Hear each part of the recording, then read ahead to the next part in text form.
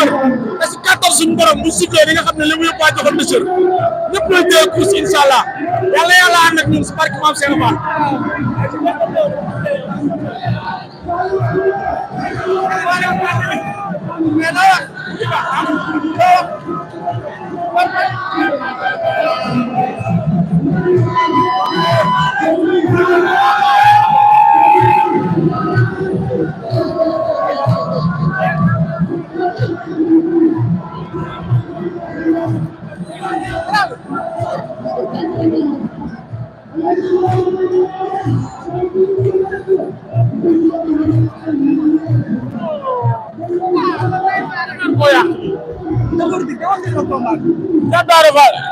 am nga xaalis de. waaw lamb la de lamb la joo xamante ni bu ko doon jox Ibrahima Seck mu dëgër rek ah lamb ju rëy la presse ko décroché borom PABC Events baxkat bu mag bi ci réew bu nit ku yàlla baaxal xam nga lamb ji promoteur yu bari bëggoon nañ ko décroché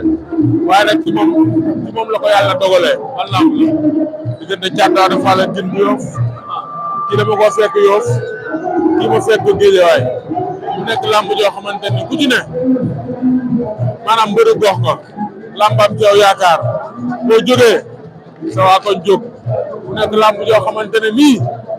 kii daa am fu mu jógee am fu mu bëgg a dem. ñii li la war a laaj laaj ñu ko.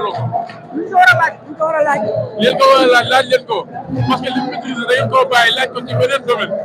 am na loo gën a maîtriser ko loolu. donc laaj leen ko la laaj a maîtriser kii waaw wàllum aw da koo maîtriser. ay waa ji yaa bon. barke Serigne Bamba mu nekk lamb joo xamante ne ah lamb ju doy waar la ñaari xale ku ne da ngaa soxla. Liss Ndiago Ardo le combat des espoirs laa ko tuddee ku ci naali boo daanee non dina la yóbbu fu kawe ci lamb kii di ngeen demee Saba fii la woon da koo daan Ardo daa jàpp Saba maanaam juumloo ko daan ko ki am ki xamante ni Liss Ndiago di ngeen dem ak Tapha Mbeur fi la ñu fekk waaw am nga da koo porte ab dóor ko mu tëdd mu nekk lamb joo xamante ni kii ñoom ñaar ku ñu daam loo avantage wu ci combat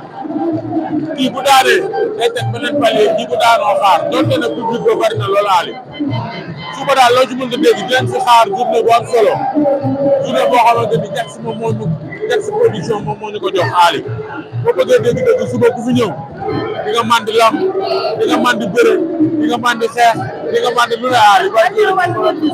waaw le 26 le 26 lañ dégg daal di doon diggante Alboury Kéré mu nekk lamb joo xamante ne nii duñ koy waaj nee naa la bés bi ñun duñ ko jox dañ koy tudd dinañ di échat bi dinañ bëre bi dinañ xeex bi dinañ daan bi aali di ñaanal Alboury bu rek benn jéem yàlla defal ko jàpp ba le 26 waaye nag jibi combat bu baax bi moom moo décroché combat bi nee naa la xale la waaye am na jom teel a xëy la xam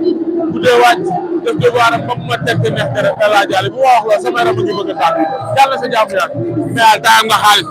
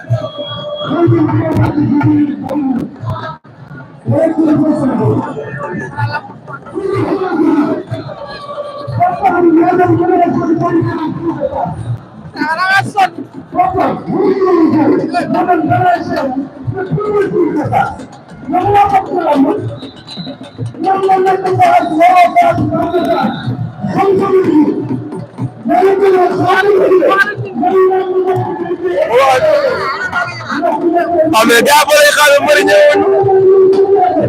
parce que yàlla ñëwoon damay lakk jaw ma res bi la